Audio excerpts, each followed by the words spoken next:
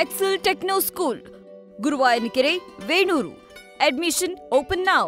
ಇನ್ನು ಹಬ್ಬಗಳಲ್ಲಿ ಒಬ್ಬರಿಗೆ ವಿಶ್ ಮಾಡಿದ್ರೆ ವಿಶ್ ಯು ದ ಸೇಮ್ ಅಂತ ಹೇಳ್ತಾರಲ್ಲ, ಸೊ ಅದೇ ಥರಾನೇ ಡಾಕ್ಟರ್ ಜಿ ಪರಮೇಶ್ವರ್ ಅವರ ಪರವಾಗಿ ಈಗ ಸಚಿವ ಮುನಿಯಪ್ಪ ಬ್ಯಾಟ್ ಮಾಡಿದ್ದಾರೆ.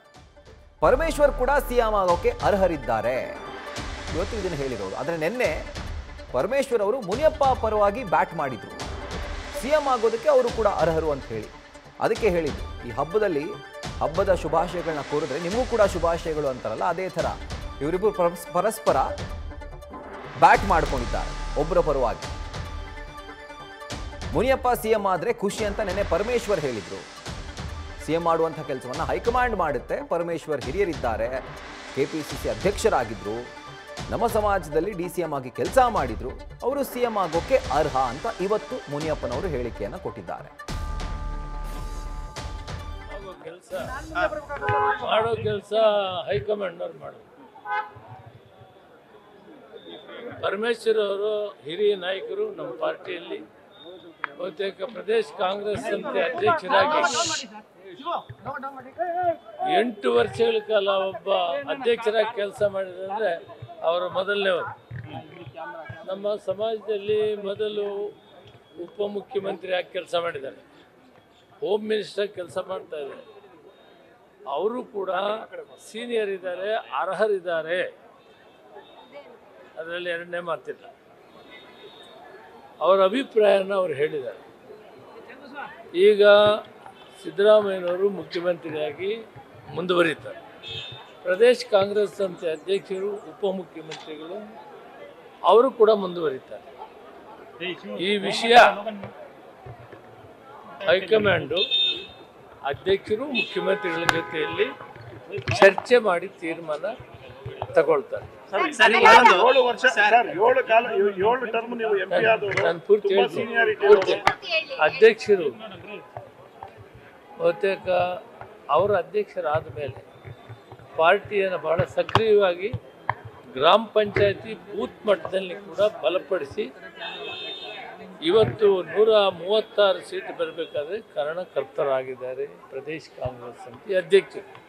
ಜೊತೆಯಲ್ಲಿ ಚಿತ್ರದುರ್ಗದಲ್ಲಿ ಐಕ್ಯತಾ ಸಮಾವೇಶವನ್ನು ಮಾಡಿ SC ST ಎಲ್ಲ ಮುಖಂಡರು, ಪರಮೇಶ್ವರ್ ಅವರಿದ್ದಾರೆ, ಜಾರಕಿಹೊಳಿ ಅವರಿದ್ದಾರೆ, ಸತೀಶ್ ಜಾರಕಿಹೊಳಿ, ನಾನಿದ್ದೀನಿ, ಮತ್ತು ಎಲ್ಲ ಮುಖಂಡರು, ಭೀಮಾ ನಾಯ್ಕ ಇದ್ದಾರೆ, ಪರಮೇಶ್ವರ್ ನಾಯ್ಕ ಇದ್ದಾರೆ, ಶಿವರಾಜ್ ಚಂಗಡ್ಕಿ ಇದ್ದಾರೆ, ಪ್ರಿಯಾಂಕಾ ಇದ್ದಾರೆ, ಮಹದೇವಪ್ಪನವರು ಇದ್ದಾರೆ. ನಾವೆಲ್ಲ ಒಟ್ಟಿಗೆ ಸೇರಿ ಒಗ್ಗಟ್ಟಾಗಿ ಆ ಒಂದು ಐಕ್ಯತಾ ಸಮಾವೇಶ ಮಾಡಿದ ಕಾರಣ ರಿಸರ್ವೇಷನ್ನ ಉಳಿಸಬೇಕು.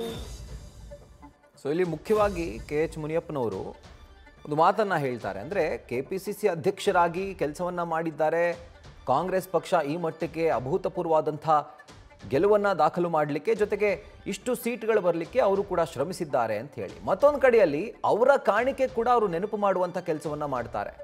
ನಾನಾಗಿರ್ಬೋದು, ಪರಮೇಶ್ವರ್ ಅವರಾಗಿರ್ಬೋದು, ಆ್ಯಂಡ್ ಬೇರೆ ಬೇರೆ ದಲಿತ ಸಚಿವರು ಹಾಗೂ ಮುಖಂಡರು, ನಾಯಕರ ಹೆಸರನ್ನು ಮೆನ್ಷನ್ ಮಾಡಿ ನಾವು ಕೂಡ ಒಂದು ಸಮಾವೇಶವನ್ನು ಮಾಡಿ ಈ ರೀತಿಯಾಗಿ ಪಕ್ಷಕ್ಕೆ ಪೂರಕವಾದಂಥ ಕೆಲಸವನ್ನು ಮಾಡಿದ್ರಿಂದ ಕೂಡ ಈ ಕಾಂಗ್ರೆಸ್ ಇಷ್ಟು ದೊಡ್ಡ ಮಟ್ಟದ ಒಂದು ಸೀಟ್ಗಳನ್ನ ಏನು ಗಳಿಸ್ತು ಅದರಲ್ಲಿ ನಮ್ಮದು ಆದಂಥ ಕಾಣಿಕೆ ಇದೆ ಅನ್ನುವಂಥ ಮಾತನ್ನು ಅವರು ಹೇಳಲಿಕ್ಕೆ ಮರೀಲಿಲ್ಲ.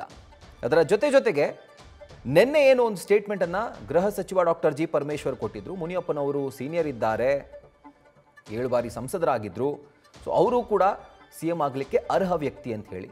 ಸೊ ಇವತ್ತು ಅವರ ಪರವಾಗಿಯೇ KH ಮುನಿಯಪ್ಪನವರು ಬ್ಯಾಟ್ ಮಾಡಿದ್ದಾರೆ. ಪರಮೇಶ್ವರ್ ಅವರು ಅಧ್ಯಕ್ಷರಾಗಿದ್ದರು, KPCC ಅಧ್ಯಕ್ಷರಾಗಿ ಕೆಲಸವನ್ನು ಮಾಡಿದ್ದಾರೆ, ಹಾಲಿ ಗೃಹ ಸಚಿವರಾಗಿದ್ದಾರೆ, ಮೊಟ್ಟ ಮೊದಲ DCM ಆಗಿದ್ದರು ನಮ್ಮ ಸಮಾಜದಲ್ಲಿ, ಅವರು ಕೂಡ ಸೇವೆಯನ್ನು ಸಲ್ಲಿಸಿದ್ದಾರೆ, ಅವರು ಕೂಡ CM ಆಗಲಿಕ್ಕೆ ಅರ್ಹ ಇದನ್ನು ಹೇಳಿದರು. ಇದಾದ ಮೇಲೆ ಆ್ಯಸ್ ಇಟ್ ಈಸ್ ಪ್ರತಿಯೊಬ್ಬ ಕಾಂಗ್ರೆಸ್ ನಾಯಕ, ಶಾಸಕ, ಸಚಿವರು ಹೇಳುವಂಥ ರೀತಿಯಲ್ಲೇ ಒಂದು ಅಂಡರ್ಲೈನಿಂಗ್ ಸ್ಟೇಟ್ಮೆಂಟ್.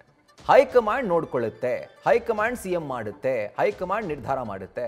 ಅದನ್ನು ಕೂಡ ಲಾಸ್ಟಲ್ಲಿ ಒಂದು ರೀಜಾಯ್ನಿಂಗ್ ಸ್ಟೇಟ್ಮೆಂಟ್ ಥರ ಕೊಟ್ಟಿದ್ದಾರೆ. ನ್ಯೂಸ್ ಫಸ್ಟ್ ನಿರ್ಭೀತಿಯಿಂದ ನಿಮ್ಮ ಪರವಾಗಿ.